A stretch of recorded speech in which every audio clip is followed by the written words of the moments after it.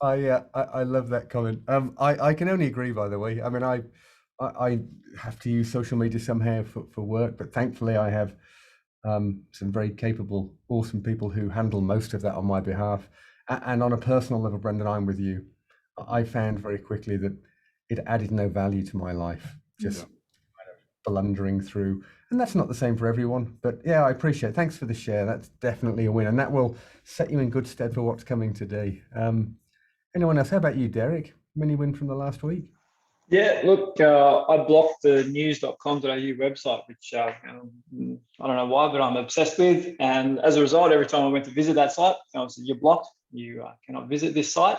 So as a result of that, now I got on with things that I really needed to get on with. Like answering a lot of emails and just organisation of stuff that was sitting there pending that I probably wouldn't have jumped onto or worried about. Would have been lost in the world of a 5-minute read on news, and which continues on and on and on, and made me wake up to realise that I've got a lot more to be doing than read the news website, and caught up on things like insurance.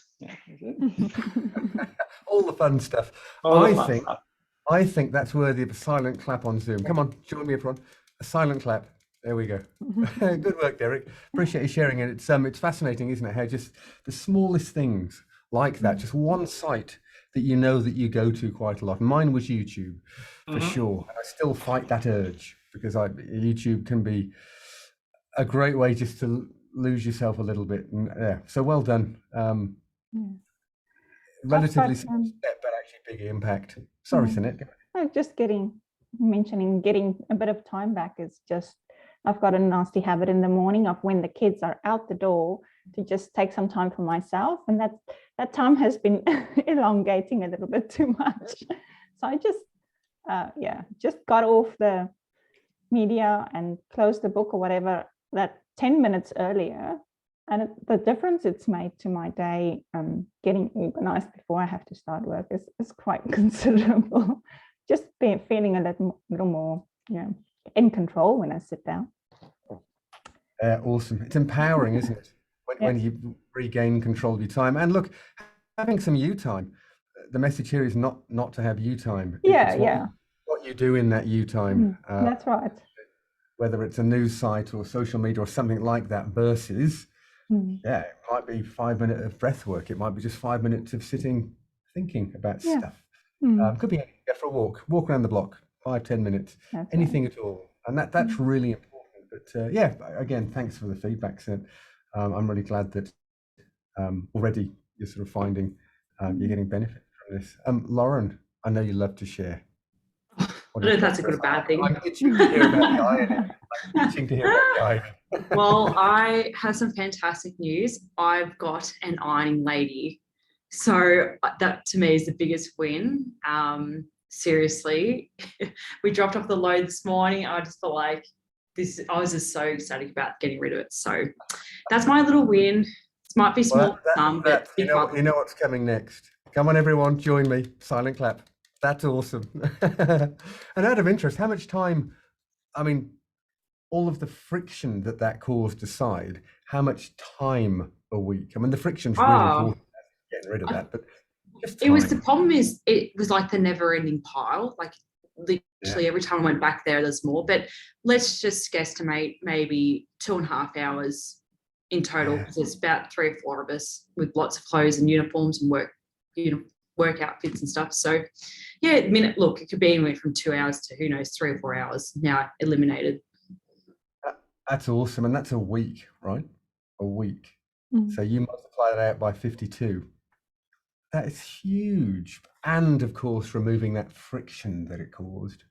And ironing's one of those things, right? It's like a bit like cleaning the house. Well, yeah, for sure. It's a never-ending story, because next week it needs cleaning again. That's just the way of the world. But well done. Really pleased that you're all getting really clawing some time back. All right, good. Let's have a look at what we're going to do today. And as always, we're going to kick off with kind of cooling the jets, as I like to say it. We'll just look at a different breathing technique. We are going to, for sure, address the subject of addiction. And And then we're going to step into the world of active recovery.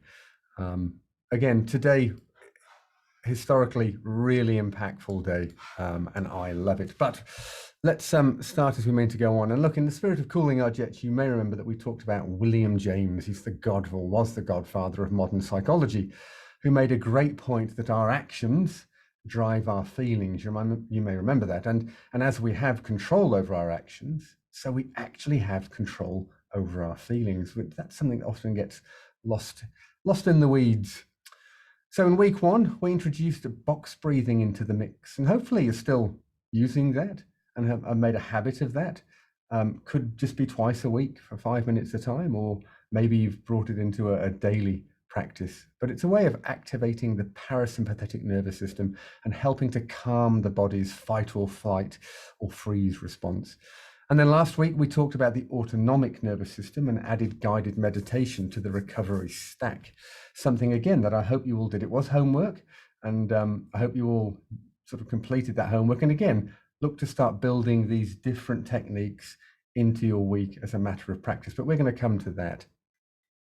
So today, we're going to have a go at something called resonant breathing. Now, from a research perspective, resonance frequency breathing is a way of breathing in a slow, relaxed, diaphragmatic, dominant breathing at a count of 3 to 7 breaths per minute. And this has ultimately a regulating effect on the autonomic nervous system and actually other key systems within the body, such as the circulatory system. Look, it really does impact your physiology when you breathe at the resonance frequency. The respiratory, cardiovascular, and autonomic nervous system, they kind of work together in a more synchronized manner.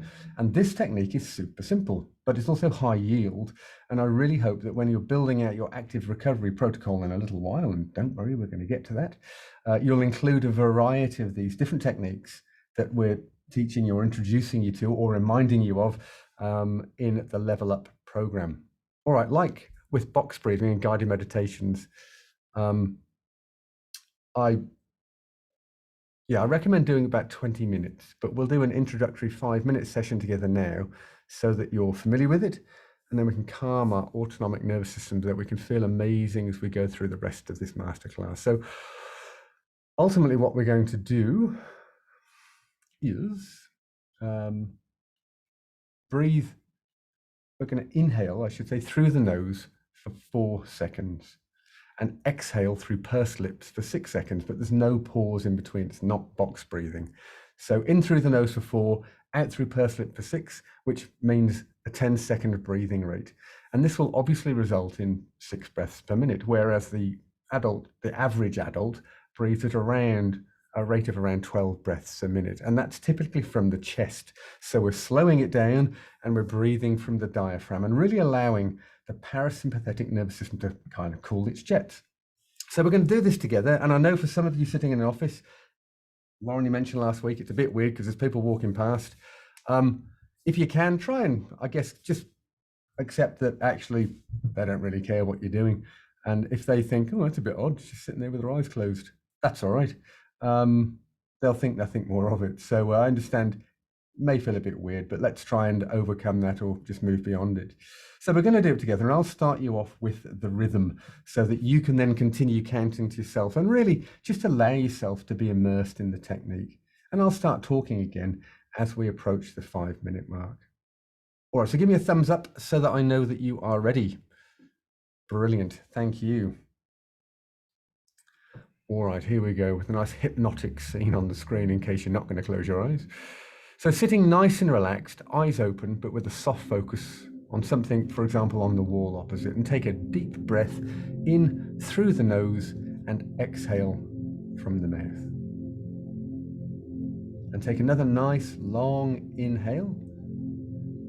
And this time as you exhale, if you're comfortable and want to, you can just gently close your eyes. And then we're going to start. We're going to inhale through the nose for a count of 1, 2, 3, 4, and exhale through the mouth for a count of 2, 3, 4, 5, 6, and inhale through the nose for 2, 3, 4, and exhale through the mouth for a count of 2, 3, 4, 5, 6.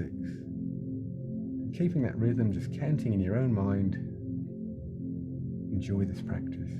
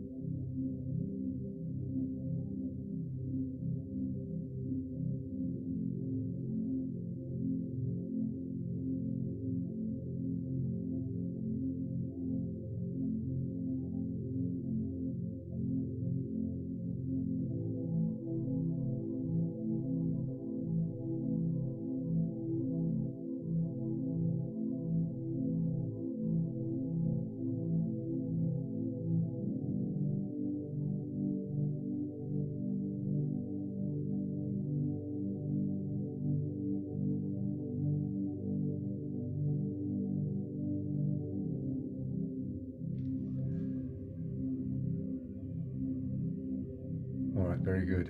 And nice and gently, with your next exhale, and when you're ready, just gently open your eyes. Just sit for a moment and kind of absorb the feeling that you're experiencing right now.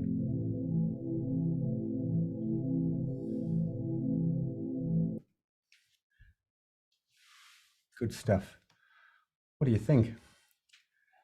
Give me a thumbs up if you like the resonant breathing. Feels good?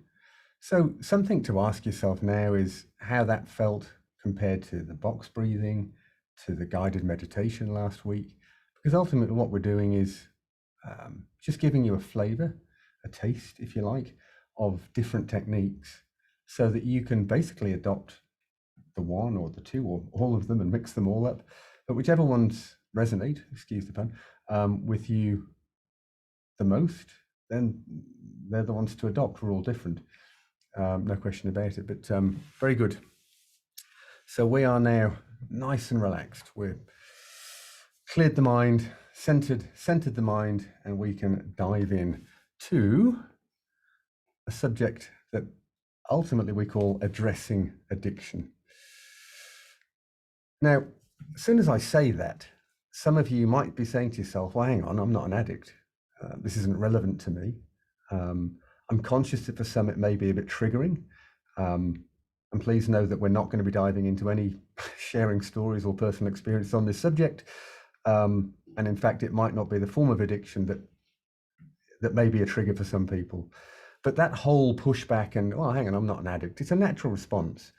But frankly, just because you're not popping pills or hitting the bottle, it doesn't necessarily mean you're not an addict. In fact, there's a very simple test coming up, which I love, that will help you decide whether you're an addict or not.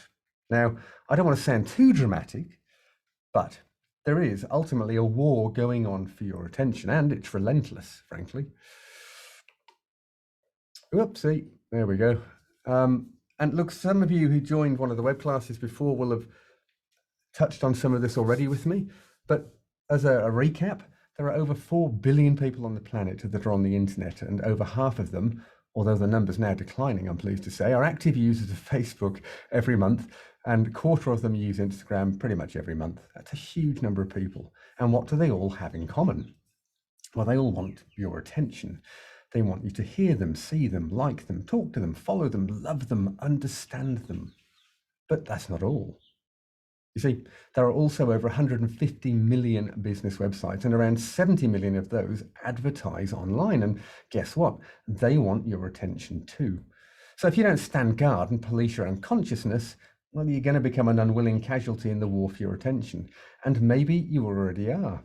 I am. So this is not me sitting up on any sort of perch, let me tell you. At the end of the day, and as we're going to go through now, it's very hard not to become an unwilling casualty in the war for your attention. And look, as one example of how pervasive and powerful this attention army is, statistics show us that on average, we check our phones every 12 minutes. And often, many people do it just after waking up. I used to. I now don't, but it took a while for me to change that muscle memory.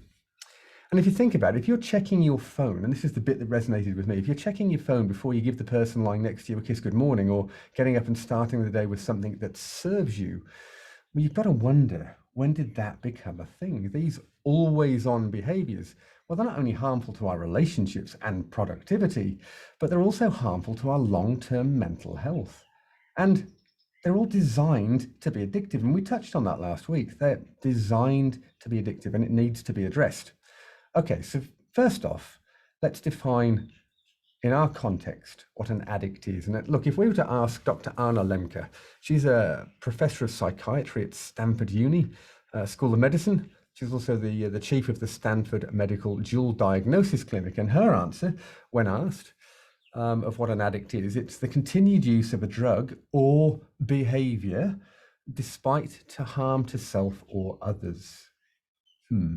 So if we then consider our behaviors when it comes to our phones or social media or certain websites, are we addicted? Well, it's possible, isn't it? Likely even. Now, to simplify this and cause some self-reflection, you'll remember this number. It's how many hours there are in a week. So how much time do you think, and Brendan, I know you know the answer if you've got a good memory. So to everyone else, how much time do you think you spend on your phone each week? Not making calls, but just looking at stuff like social media, YouTube, news websites, and so on. And just in your own mind, answer yourself that question about an hour, 2 hours, 3 hours, more. If you want to just, if you're willing to share, and there's no judgment in any of this, just in the chat, put your answer, just best guess, round numbers.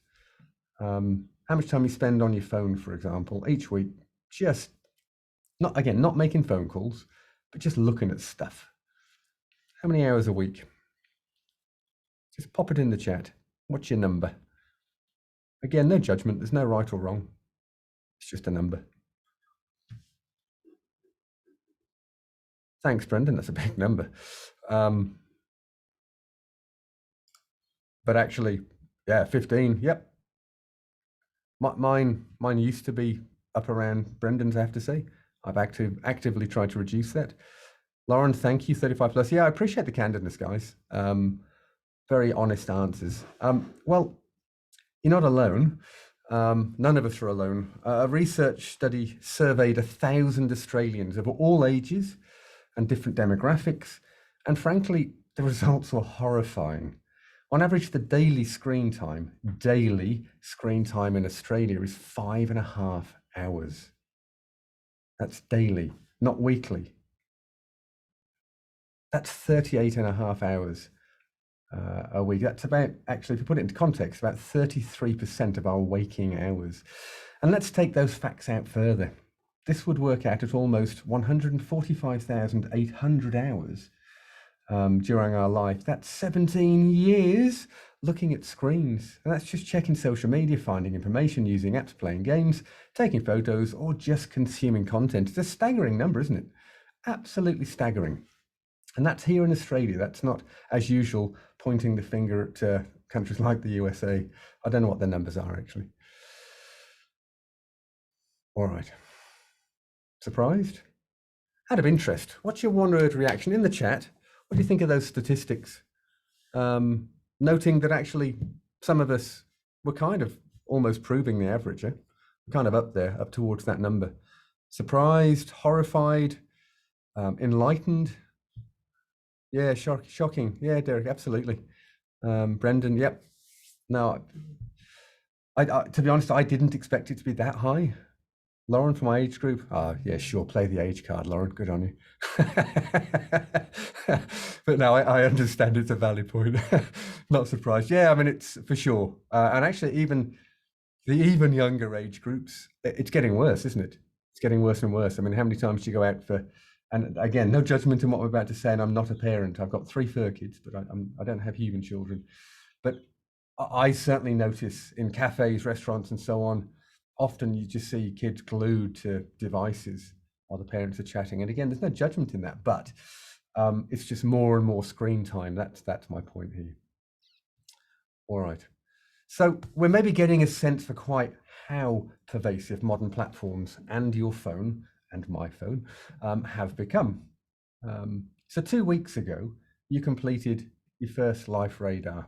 And I say your first because the intention is to make that at least a quarterly practice. But on there are a couple of really pertinent segments relevant to today's discussion.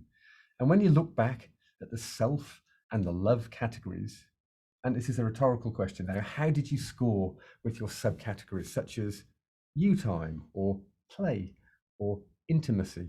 Again, rhetorical question, but a powerful question. And even if you scored well, if you didn't have solid 10s for all of those subcategories, which I would argue that no one really does, could it not be argued that your life is being harmed at some level?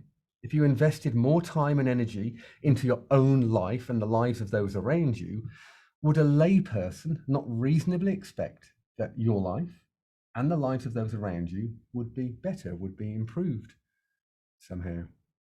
So if you think about how much time you wrote down for your weekly phone usage, and think about how powerful it could be to repurpose some of that for quality you time and quality time with or around the other people in your life, it can be quite a profound insight.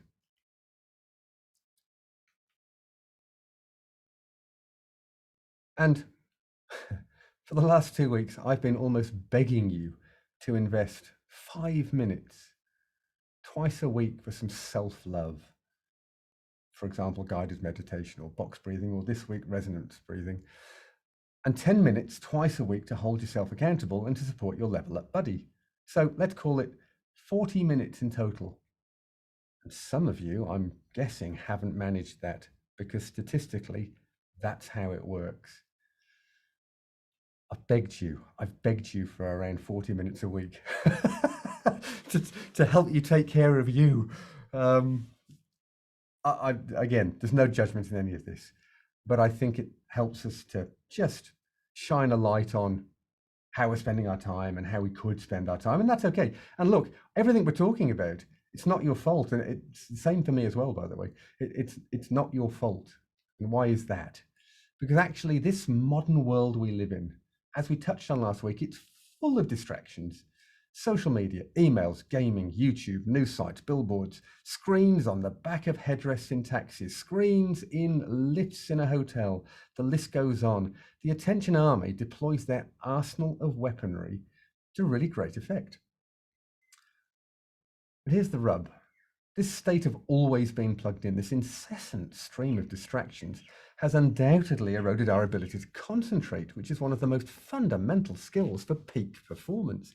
And all of these distractions are carefully crafted by teams of really, really clever people, most of them in Silicon Valley, who understand exactly how to trigger our neurochemistry and adopt the behaviors they want us to follow.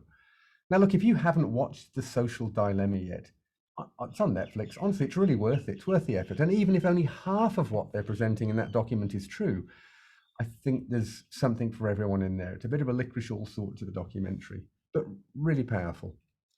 So what we're going to think about now is what makes us behave this way? What is it that makes us check our phones incessantly or feel irritated when our loved ones interrupt our social media surfing or online shopping or so on. And you can probably relate to what I've just said. I can. You've probably heard of the neurotransmitter that's primarily involved in our motivation and reward centers. And by understanding this, it can help us to reverse engineer it, to deconstruct it, to see it for what it is. And that neurotransmitter is called dopamine.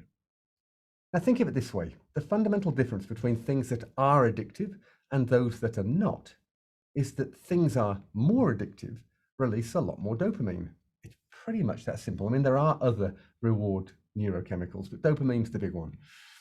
And so when we do something that's rewarding or pleasurable, a dose of the dopamine neurochemical is released into our brain. So for example, chocolate, that increases our dopamine level around 50% above baseline. Sex is about 100%, nicotine about 150%, and methamphetamine around 1,000%. You can see how people who are predisposed to have addictive personalities, you can see, can't you, why it is that they get addicted. All right. Well, here's the reality.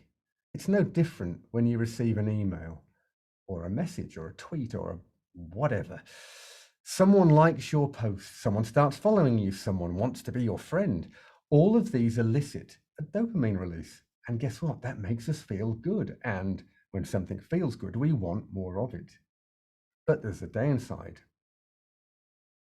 And Anna Lemke summed it up really nicely. She said, and it's true, we live in a world in which we are saturated with dopamine, and we live in a culture which encourages us to pursue it. I mean, that really resonates with me, I have to say. That's literally the culture we're surrounded by encourages us to pursue it. And aside from massively reducing our productivity, and I think you've all given some really good examples where over the last week, by removing certain elements of tech from your lives, your productivity has undoubtedly gone up. I mean, I know some of you shared already your mini wins. Not only did you say, oh, well, I've clawed back this much time, you then went on to say, oh, which means I've been able to take care of A, B, C, all these different things. And that made you feel good. But it also lowers our performance. So it's reduced productivity and lowered performance. So the end result of pursuing dopamine is to feel worse than when you started. Now, think about that. Why are there more people now depressed, more anxious, more suicidal than there were 30 years ago? Remember one of the measurements we have for ourselves here at the Impact Project, where we pay for calls at Lifeline. Their phone rings every 30 seconds, and that's 24/7. Now, not every one of those calls is a life-saving call, but a certain percentage of them are. And at the end of the day, it's people in their darkest moments picking up the phone. They feel like they've got no one else to talk to, and they need to call someone, a professional at Lifeline. Every 30 seconds, I should probably work out at 180 calls in this masterclass, 180 people calling Lifeline in the duration of this masterclass. That's mad, no? Mad numbers. And one of the main reasons that we see this is because this relentless pursuit of pleasure, well, it alters our dopamine levels and it changes our baseline pleasure set point. That's why you often hear, not so much alcoholic, but certainly drug users will say that, well, they need to take more now. They need more to get the same level of hit, let's say, and they need to take more and more and more. And often, overdoses occur and so on. That's what's actually happening. The base point, the baseline changes. And ultimately that requires a correction, but a conscious correction. And on an individual level, it requires you to take determined steps to actively reduce your exposure to dopamine, or at least dopamine-inducing activities, and allow your brain to reset. All right, here we go. Now for the fun stuff. If you're still in denial about your relationship with your phone, and this applies to me as well, by the way, this is not all one way. If you're still in denial about your relationship with your phone, about whether or not you're addicted, let's take the test. Now, this is a very serious test that's been developed in neuroscience labs around the world for the last decade or more. Now, you're not going to be sharing the results, all right? This is, when you take the test, the results are your own. You don't have to share them. So give me a thumbs up if you're ready to commit to this test. Let's have a thumbs up. Thumbs up? Great. All right, here we go.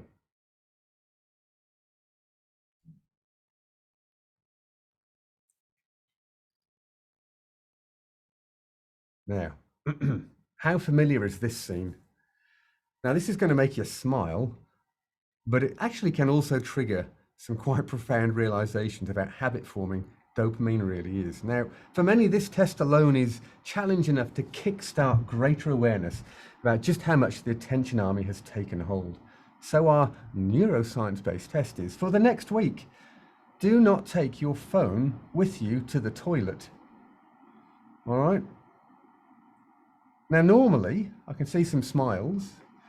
Normally, when I have this conversation face-to-face with people, excuse my French, but the conversation normally goes like this. I say, right, for the next week, you can't take your phone to the loo with you. And they go, fuck, a whole week? Really? It's like, yeah, a whole week. I know. Who thought it? I mean, I get it. I'm not immune, right? But seriously, when did taking the phone to the loo become a thing? So if you want to know if we're addicted or not to our phone and whatever's on our phone, just don't take it to the toilet with you for the next week, 7 days. And just be aware of every time you go to the loo and you automatically go to pick up your phone, stop yourself, smile, and go, nah, I'm not taking it. And be strong, because it takes a bit of work, let me tell you. So, I mean, you could use that time. You could repurpose that time. You could do a bit of box breathing. You might not want to do that in the loo. You could just stare at the door or the wall in front of you and think about some things from the day so far that you're grateful for. And when it feels hard, and it will feel hard, look, just use that realization as a benchmark for how addicted you are to your phone, like everyone else. But use that as an impetus to start changing behaviors around technology. So who's in? Actually, you know what? Show of hands, all right? All right, another show of hands. And I'm holding mine up, right? Here we go. Let's go here. I don't now, but I did. Who takes their phone to the loo with them now? Show of hands. Who does it? Yeah, come on, we all do. All right. I don't now, but I still have to consciously not take it with me. So I appreciate the candidness. Very good. All right. So for the next week, when you go to the loo, know that together we're there as a team, even though that's a weird thought to have. All right. Now, look, why should we care about all of this? All right.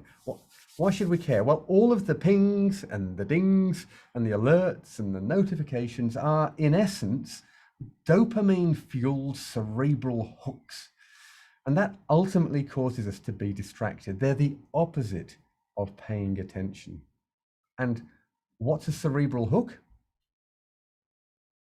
Well, there's the perfect example. As soon as I asked that question, your brain went, oh, I don't know, what is a cerebral hook? And started wanting to know the answer. That's a really good example. And look, it's the same with all of the pings, dings, and notifications. So attention, as you might expect, is a behavior, and it's a cognitive process that enables us to focus on one thing while ignoring the rest. That's what attention is. It's like turning on a spotlight and focusing on just one thing, even though there are loads of things trying to get our attention all of the time. And as we just talked about, we all have a million things trying to get our attention pretty much most of the time. And those distractions are the enemy of attention. And if you think back to your life radar, how many of those distractions in your life today will help you improve your score in any of the key areas on your life radar? Rhetorical question. But I bet you none of those alerts, none of those pings, dings, none of those, anything, in fact, are going to help you pull any of the big levers and take big steps forward in any of those segments of your life. So hopefully that alone helps to just kind of put it into perspective. I mean, how many of those attention seekers will move you closer towards your massively transformative purpose? Again, I'm going to suggest none of them. Quite the opposite is true. So with your permission, I'd like to take a trip down a dark tunnel that I promise has a bright light at the end of it. And that light represents your freedom or your liberty even. Ooh, so dramatic.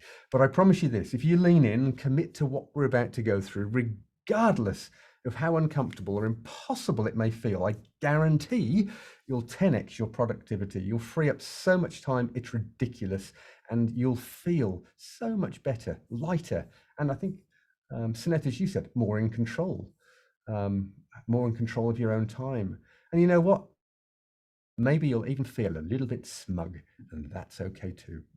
So type agreed into the chat if you're up for this, and let's hold each other accountable. So give me an agreed in the chat. We're going to support each other in our accountability calls.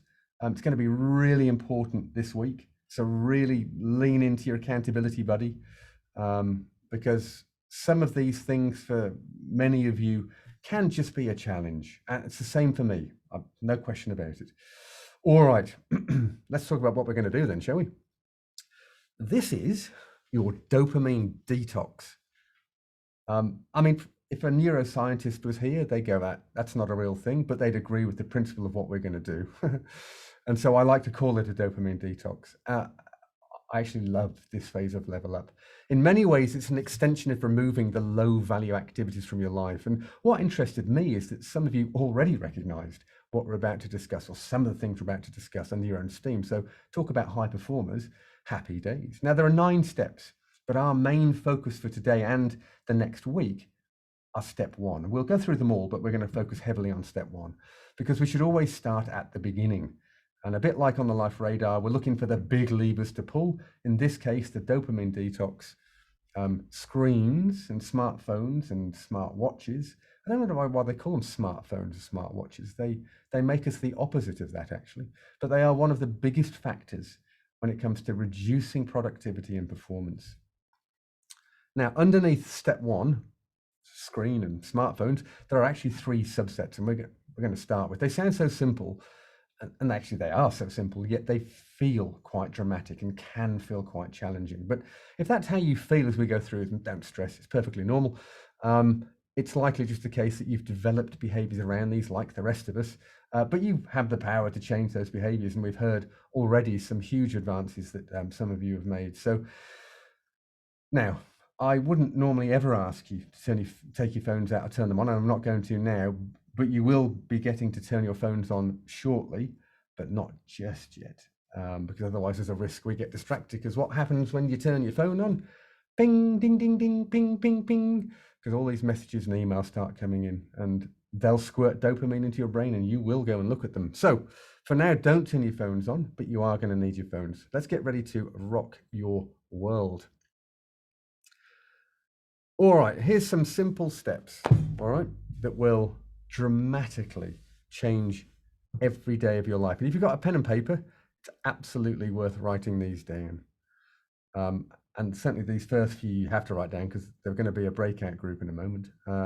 Step 1 is to turn off all notifications on your phone and watch. And you're committing to do this for the next 2 weeks, basically until the end of Level Up. And what I would suggest is by committing to do that, what you'll find is you don't want to turn them back on, because by then you'll have gone, oh, wow, geez, this is liberating. Like, you'll know you don't want to turn them back on. Now, look, the only notification I have turned on is for phone calls, obviously. I don't even have the alerts show next to the little icons, oh, you've got 3 emails, 4 emails, 500 emails. Because they're cerebral hooks too. That's why they're there. They're like little nagometers. They make your brain want to know, who's contacted you, who likes you, who loves you. It makes you feel wanted. I mean, it can sound a little pathetic when it's said out loud like that. It's not meant to. I'm just using that way of framing it to help me stay motivated, not to turn notifications back on. You'll be amazed, this simple step alone, how much more productive and less distracted you are. I promise. Like I did it, I do it, I love it. I wouldn't change it. All right, give me a big thumbs up for number 1. Big thumbs up. All notifications off. Yep, good. All right, next. Now, some of you have done this already. And I know that when we talk about deleting all social media apps from your phone, it can be a bit mind-bending for some people.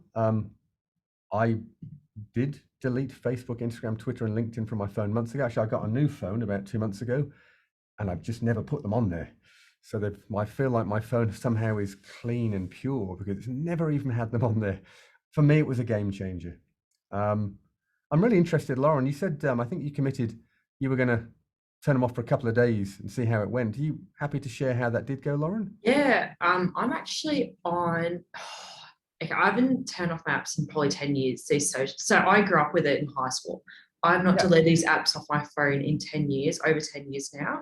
So the last 2 days, this is now day 3 of having it. I was only meant to do it for 1 day, and somehow I did not realize how much was an impact in my life. That's why I just kept going, because like an addict, yeah, they're all in or you're all out. So I've just gone. I was actually going to write out and see how. I was just surprised I managed to get through 2 days. So day 3 was how we go. Trying to undo 10 years plus worth of addiction. Yeah, honestly, silent round of applause here for Lauren. I mean, it's massive, absolutely massive, and well done. And I'm just take it a day at a time. Yeah, I mean, I'm a bit with you. This whole, an addict can't have one pill, one jab, whatever, and just try and take the edge off for the day, because that's not how it works, right? So the way I know is you can't be half pregnant. You're either pregnant or you're not. So good for you. You kind of gone cold turkey. Only one little note is my job is actually social media. So, it's a little bit difficult, but I've put rules in place where during business, say at Macy's, it would be on the desktop, and that's purely to go to Macy's Facebook page or the Instagram page, because during work hours, but having the control of being able to just purely focus on that kind of area. So that's one little caveat I'm just going to pop in there. Of course, absolutely. And here we're talking about the real world. I mean, of course, if there are lots of people using it for work, for business, and that's important. But maybe you can do that from your desktop or your laptop. You don't need to do it from your phone, right? And if it is work, then it makes sense that it's done from your desk, whichever device you're using for work. So well done. Appreciate you sharing. And I'm day at a time, and let's watch the journey unfold. We're on it with you, but well done. That's awesome. Good. So let Lauren be the guiding light. If you're telling yourself you can't do it, clearly that's bullshit. You can. You've just got to give it a go.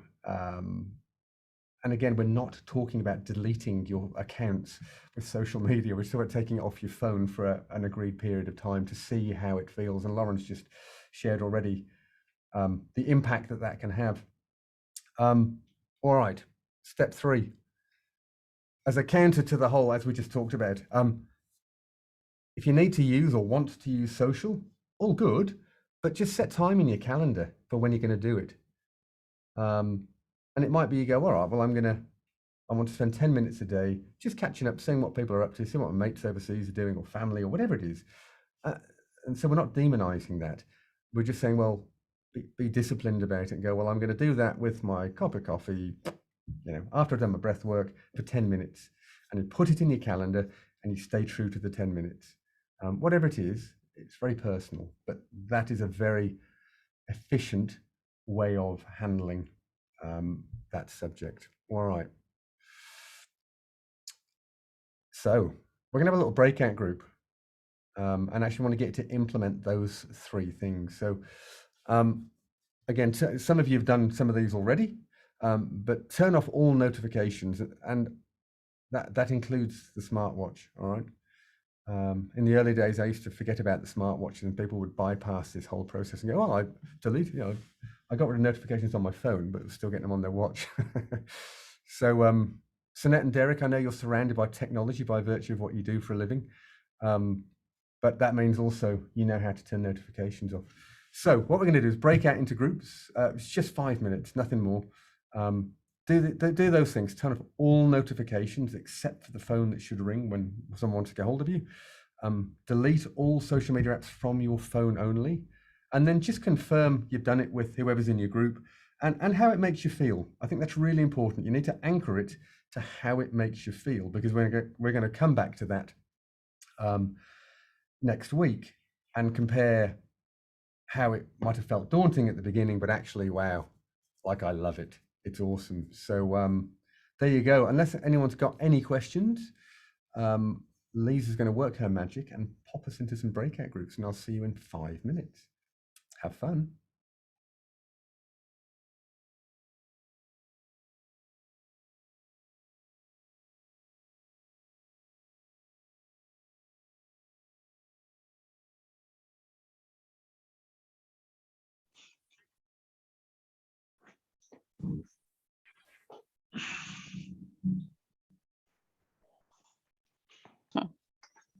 Oh, I can see some smiles.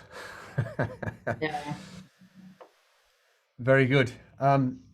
Anyone want to share any insights, any how it made them feel, or they're excited or nervous? Anything at all? Anyone want to share anything from going through the motions of those two exercises? Oh, I was just saying to Derek that most of that stuff I've already done. I mean, the notifications, I've never really had notifications on my phone for things particularly like email and WhatsApp messages and Facebook and all that sort of stuff. So that hasn't really been a big challenge of mine. And same with my phone. It's really just messages and phone. I still use my phone like an old school phone for text messages and phone calls. And then obviously work related as well. So you mean you use it like a phone? Use it like a phone, yeah. Well, there's an idea. Very good. Yeah, very so good. Not too big of a change for me, hopefully. Oh, good. Well, we've got more coming up, so let's see. But that's great to hear. I mean, yeah, that's fantastic. Actually, what I found when I made some of these changes was, and even now, even yesterday, someone who knows me well sort of said, "Oh, did you get my message?" No, when did you send it? Oh, about 20 minutes ago. I said, I haven't looked. Oh, because I sent it 20 minutes ago. And the expectation was, because they'd sent it 20 minutes ago, that I'd have looked at it.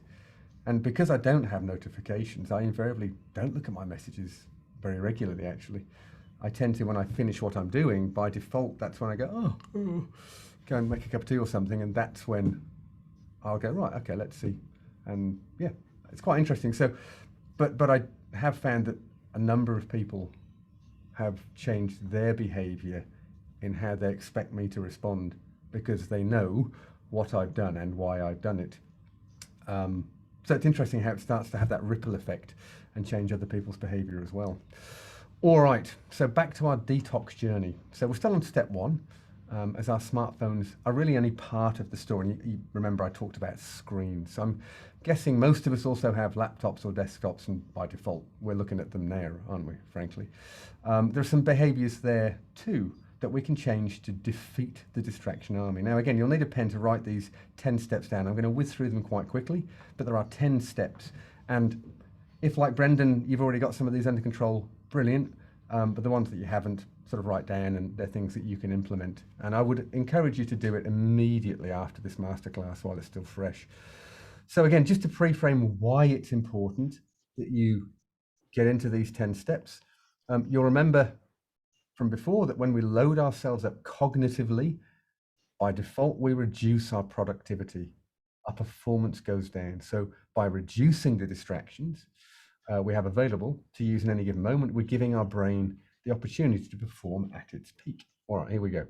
So, like on your phone, turn off all notifications on your laptop and desktop. I mean, how many times a day you're working on something and then that pesky little alert pops up in the top right of your screen? For those of you that are using Teams, for example, and you have Teams open and you've got the little message thing in the, you maybe have on the other screen, and you can't help but notice it's designed to be a bit of a nagometer. You can't not look at it, but as soon as you do, boom, you've been distracted. And the downturn in productivity because of that is, incredible. Good, so that's step one. Step two, clear your entire desktop. And this is something I have to do quite regularly. But like having a clean and tidy office, have a clean and tidy desktop. Your brain will love you for it. And here's a hint, create a folder, dump everything in it. And if you haven't looked at anything in there for a few weeks, chances are you can just delete it, honestly. But that's a really good thing. And that's invariably what I do now, because I end up for sure with a messy desktop from time to time. And I just scoop it all up, dump it in a folder. And after a while, if I haven't looked at anything, I just get rid of it all. And I haven't yet deleted anything of value or worth, let me tell you. Good. Next, step 3.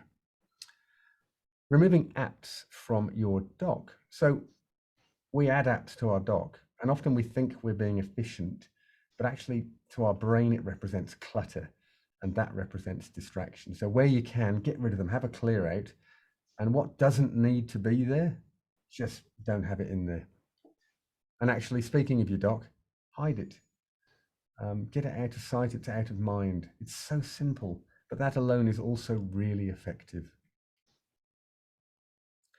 Step 5. Now, I know for many of us, this is an ongoing battle, but try and have a single tab policy.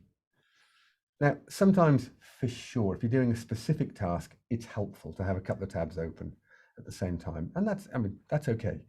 But we tend to leave them open, and it's amazing how quickly that becomes clutter. And want to name and shame one person who a number of you know, Brad from IT Basecamp. I have never seen so many screens with so many tabs open. He literally opens the same tab again because he can't remember where the other tab is because he can't find it because there's so many tabs open. I think he's at one end of the spectrum in that regard, but it's really, really distracting. So if you can, just do what you're doing, then shut those tabs and then open whatever it is you need to work on next. Speaking of next,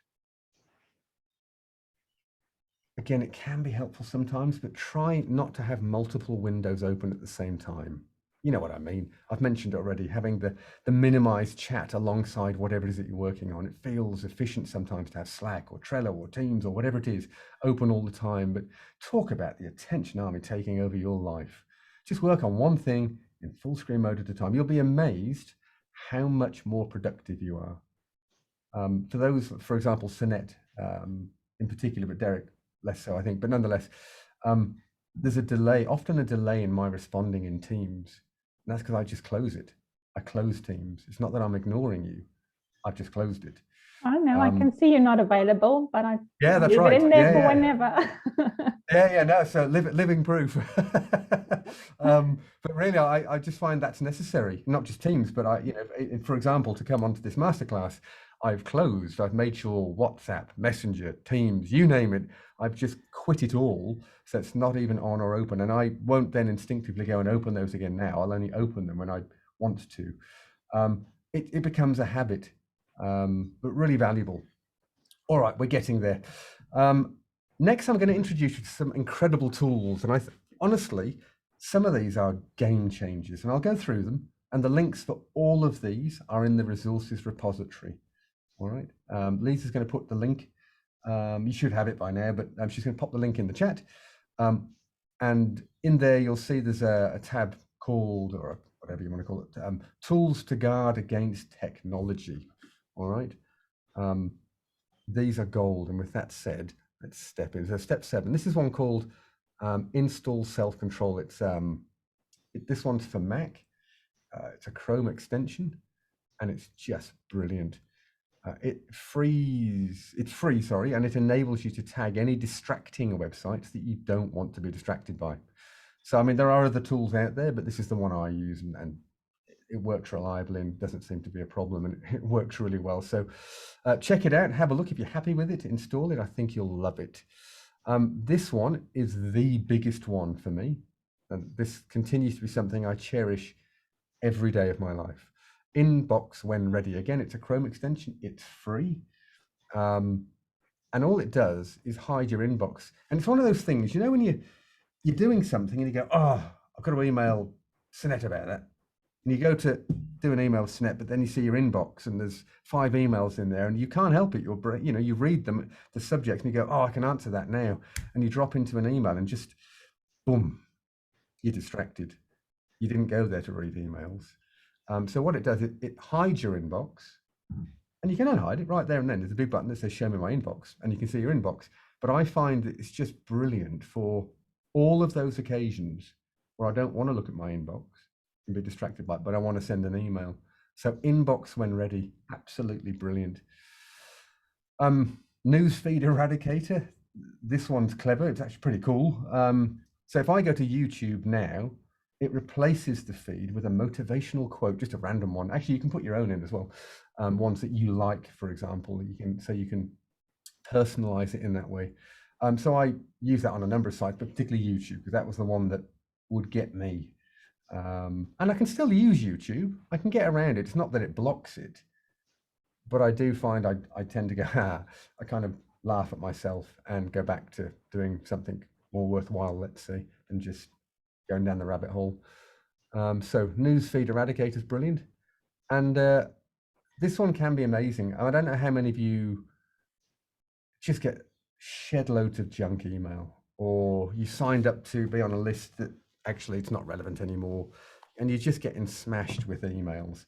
This one, Unroll Me, makes it super easy to get out of those lists. I know we had a delegate on the last intake.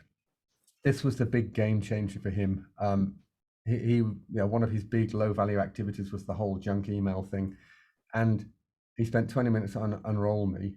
And he said, I mean, it was hyperbolic, but he said that honestly, that's changed my life in some ways. Like every day now, my life's a chunk easier because I'm not getting drowned, or I'm not drowning in junk emails. So unroll.me, absolutely great.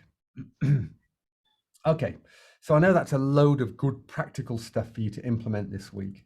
And actually that was all just to do with screens. So I'll race you through the other 8 steps for the all-in dopamine detox.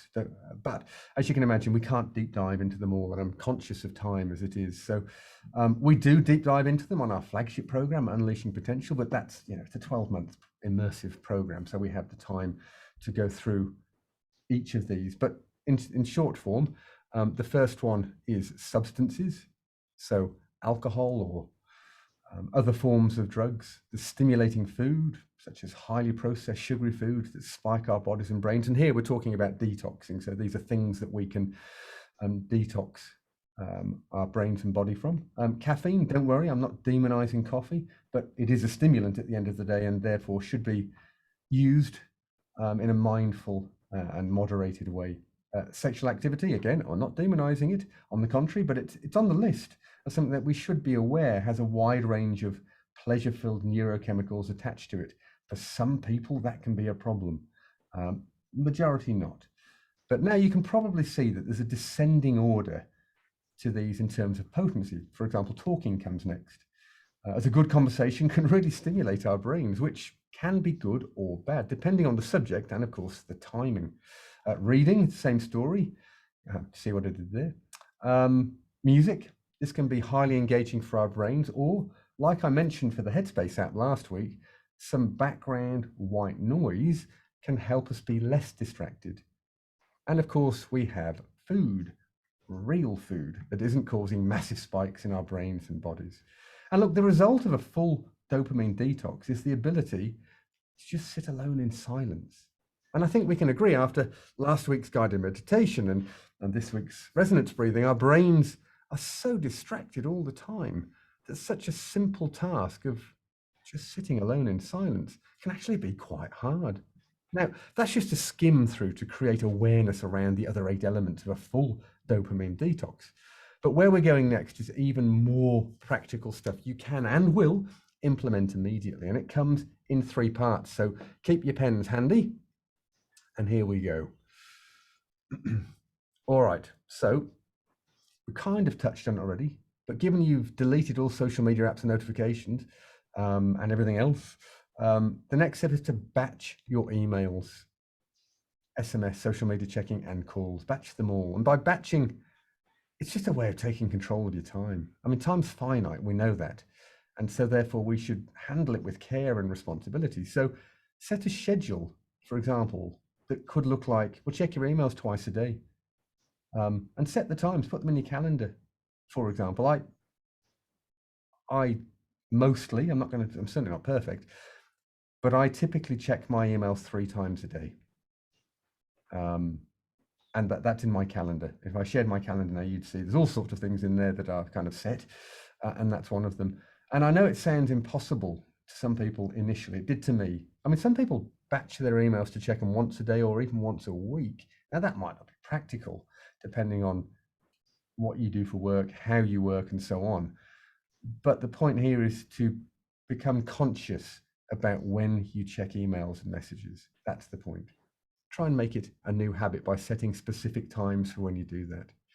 And honestly, when like now, I tend to have my phone in flight mode when I'm sort of head down, bum up.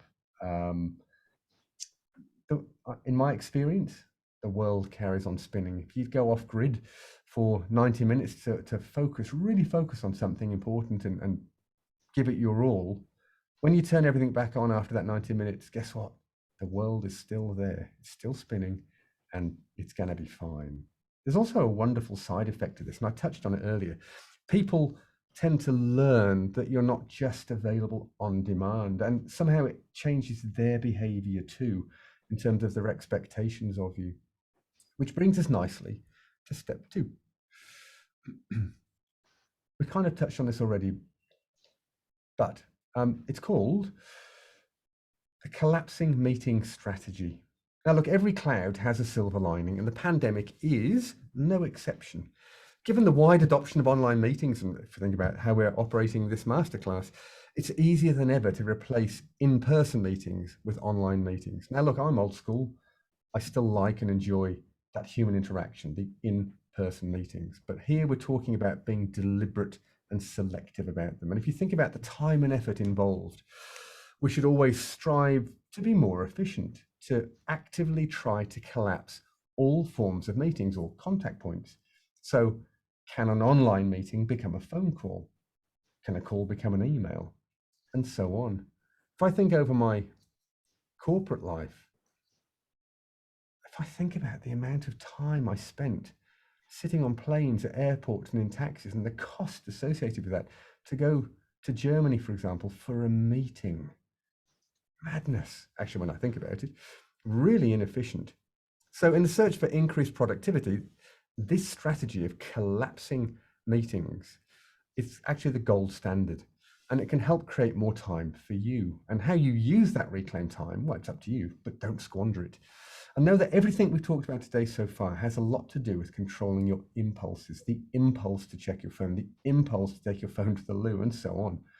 And these are things that are under your control that can help you correct or modify these impulses.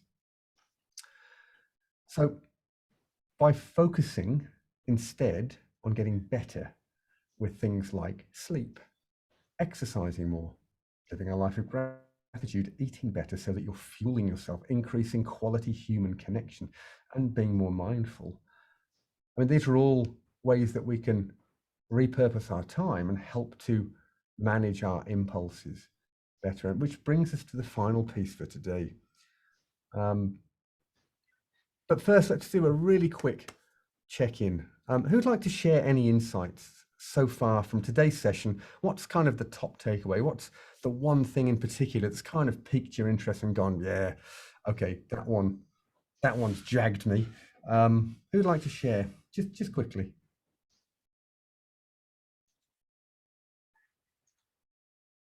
Sinead, what would you say?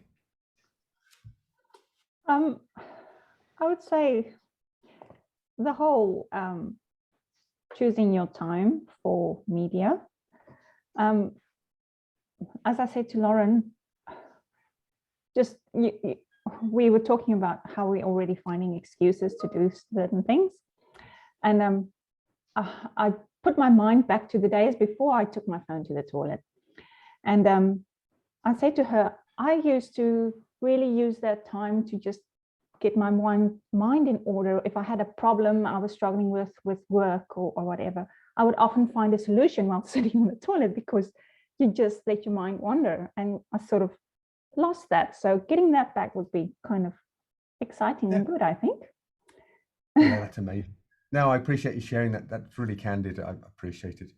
And yeah, let's just follow up with that. But I suspect, yeah, it will be exactly as you've described, the ability just to let the mind wander, let it be, let it go where it wants to, just for a few minutes. Yeah, brilliant. Thanks, Sinead. Appreciate you sharing. All right, I'm conscious of time.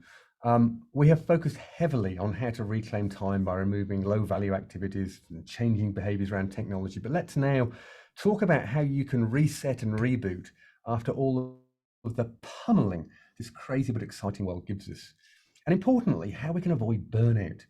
And I say avoid because once you're in a true state of physical and mental burnout, it's a really tough place to get back from. So logically, better that we avoid getting there in the first place. Now, here's an amazing shot. And adventure sports are a pretty easy starting point when we think about peak performance and the state of flow, which is the ultimate peak state to be in. And actually, elite athletes in general are great for the study of flow state. And what we're looking at now is a guy called Alex Honnold, who free soloed El Capitan in Yosemite National Park. And that's a 3,000 foot or 900 meter vertical cliff. And by free soloed, I mean he climbed it without ropes, and it took him just under 4 hours.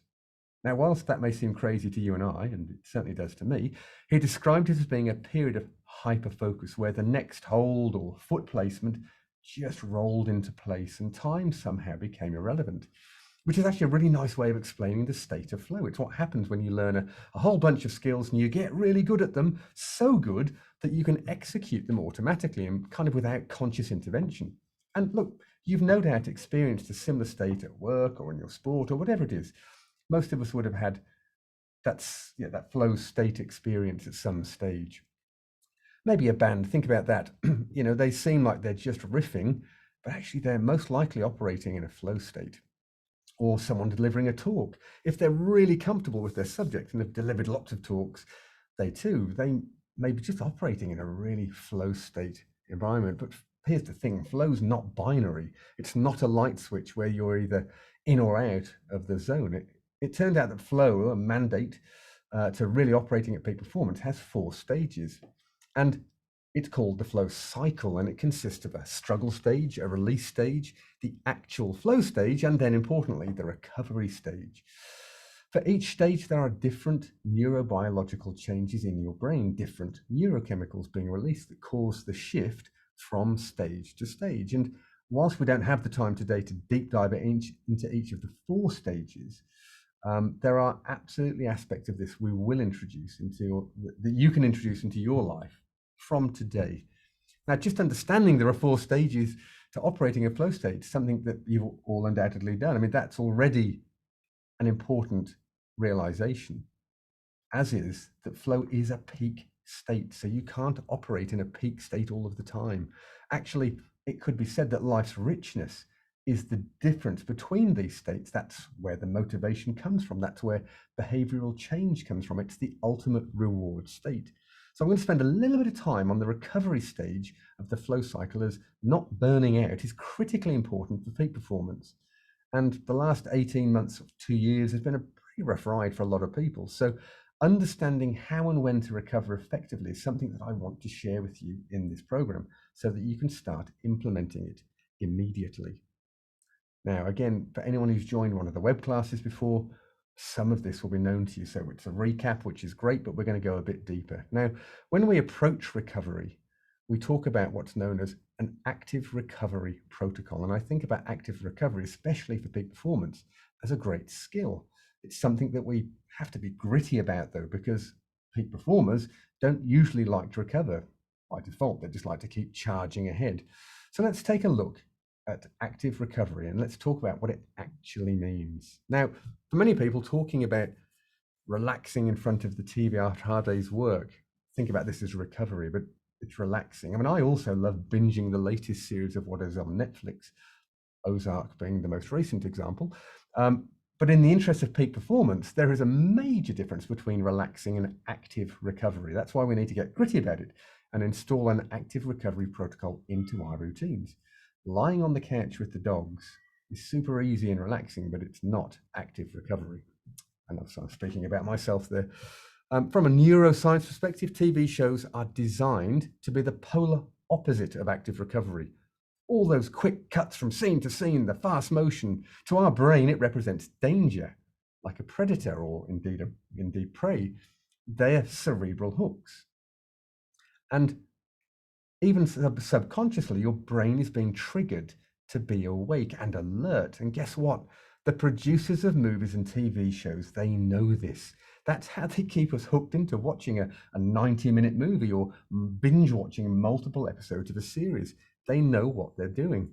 So it may feel relaxing, which it does, but it's the opposite of recovery for our brain, and it's going to hurt us on the back end. So you really do need to implement an active recovery protocol into your daily and weekly routines. And I don't say that in a preachy way.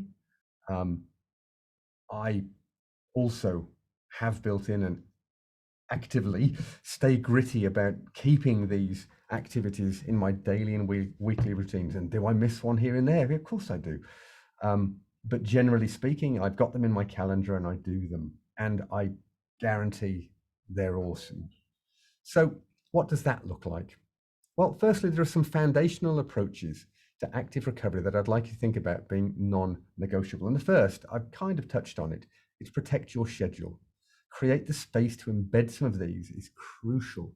So like checking social media, for example, block periods in your calendar to make these protocols happen. And you're going to have the chance to do this shortly. Secondly, in doing this, don't take your emotions too seriously. Like, it's so easy to get bogged down with ritualizing something. And I say that as someone with a highly addictive OCD-ish type personality, but don't get carried away. Remember to have some fun with it and just kind of enjoy it. Next one's really important, sleep. It's almost always more powerful than any other high performance intervention. In fact, it's extremely tough to find a peak performance protocol, a supplement, or a piece of technology that has more impact on your cognitive performance and overall well-being than just 30 minutes of sleep. So we should all be aiming for, and I hardly ever hit this, but we should aim for between 7 to 8 hours a night in a dark, cool room. And if that's something you struggle with, and many of us do, then we've got a whole session in another masterclass dedicated to sleep. Next is hydration and, of course, nutrition. Now, I could talk about all of this all day, I have to say, particularly when it comes to nutrition. But I kind of like how Will Henker, one of our coaches, who's a US Special Forces veteran, actually you'll be meeting Will in upcoming masterclass, he sums it up nicely when he says, we all know what's good or bad for us, just don't be an asshole with your diet. I think that's fair. For the purposes of time today, I'll just say my take on it is eat real food as close to the ground as possible and drink plenty of water throughout your day. All right, next, we're getting to it, active recovery. Now, these are some options you may want to write down. These can include Epsom salt baths, massages, saunas, and technically ice baths or cold showers. All of these help to reset your parasympathetic nervous system, which, as you know already, is a really important piece of the puzzle when we're talking about peak performance and on-demand flow. And to add to those, we have yoga, Tai Chi, breath work, mindfulness and meditation. So you've already got some of those up your sleeve and can actively build those, as we've started doing over the last few weeks, into your daily or weekly routines. Now, of course, in the spirit of peak performance, you can stack some of these. So, for example, you could take a sauna and whilst in there, do 10 or 11 minutes of breath work, practice some mindfulness, read 25 or 50 pages of a book. And the same is true if you're taking a bath, for example. Or you could do 10 minutes of stretching and incorporate a bit of breath work and mindfulness into that 10 minutes. So you're just stacking these things on top of each other and having this sort of incredible compounding effect. What matters is that you get gritty about building these into your schedule. Ideally, something every day. And when we started today, we all shared how much time a week, and we can break that down into a day, we have been spending on our screens, on our phones, and so on. So no one can say they don't have time to build 5, 10, 15, 20 minutes of this back into that reclaimed time. Right? It becomes about priorities. So what you're going to do now is map out your plan for the next 7 days. And honestly, you'll be amazed how you feel. All right, either in the chat box now or give me a thumbs up. Who's motivated to give this a go? Throw your digital hat in the ring. Let's commit to some serious self-love for just the next week. Good. All right. So you've got an active recovery template in your workbook. It's a guide to help you think about which activities you'll do and when, and importantly, how you can stack these for maximum effect. Now, this is a really good example on screen where you can see the duration, just as an example. And so here we're focusing on stacking 20 minutes for a sauna. The 10 minutes and the 5 minutes are in brackets because they're included as part of the 20 minutes. So it's not that that's now a 35-minute duration. It's just 20 minutes. And within the sauna, you can do a bit of box breathing, a bit of mindfulness. All right, good. Does anybody have any questions? If not, we're going to for sure go into how we're going to time these. 5 minutes. Let's take it down to 5 minutes. I have blown the time. And you're going to choose which recovery techniques you will implement, how you can stack them for maximum effect, and then just spend maybe 30 seconds sharing with whoever's in your group what your plan is for the week. Lisa, we're going to have to take it down to 5 minutes. Let's do it.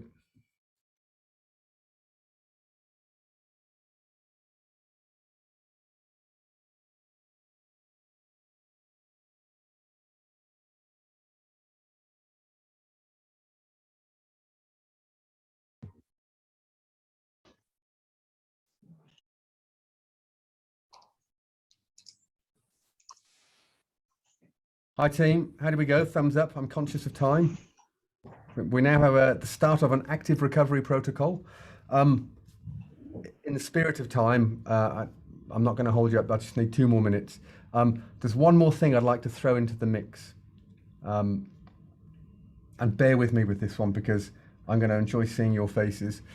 I would like everyone to commit to taking... Yeah, Lauren, you can't say cold showers, cold showers. No, thank you. No, thank you. I'd love everyone to commit to taking a cold shower, or just finish one of your showers. If you have multiple showers a day, if you're training, whatever it is. If you have a shower in a day, just at the end, finish it off with, let's just start with 30 seconds of cold water. I can't tell you how amazing you will feel at the end of it. I understand that it's uncomfortable, but that's kind of the point. But what it's doing to your parasympathetic nervous system is profound. You'll feel amazing. And I encourage you to give it a go. And it's the same every time we run this. People, oh, I couldn't. Oh, I hate cold showers. Me too. Honestly, you see me getting into cold water if I'm going swimming, and it's ridiculous. I'm splashing cold water up around my waist. It's pathetic. But actually, I've learned to love the cold shower thing. It's amazing. So I would really appreciate everyone to just give it a go for 30 seconds or more. I do it for 2 minutes now, but I've built up to that. And honestly, I don't ever look forward to it, even though I know it's going to make me feel amazing. I never look forward to it. All right, time. So this week's homework, all right, week 3, number 1.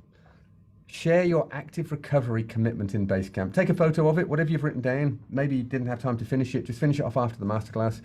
Take a photo and upload it within the 22.1 group on Basecamp. It's a really nice way of holding yourself accountable and just sharing ideas as well. It's really interesting to see how we all approach it differently. Number 2, including you, Lauren, we're committing to a cold shower every day. And number 3, all right, to take the edge off, no phone in the loo, all right? No phone in the loo, literally. All right, make these the subject of your accountability buddy calls.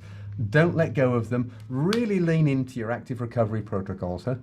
They're so powerful. They're so impactful. Really lean into them. All of those 3 things. And with that said, I'm conscious of time. I'm sorry I've gone over slightly. Again, as always, we're in no rush. If you want to stay and you've got questions, you want to ask anything or just chat generally, all good. If you need to jump off, I absolutely understand. Thank you for being here, and my apologies for running over slightly. All right, Lisa, you can probably stop the recording there. And if anyone's got any questions, then or just want to share any insights,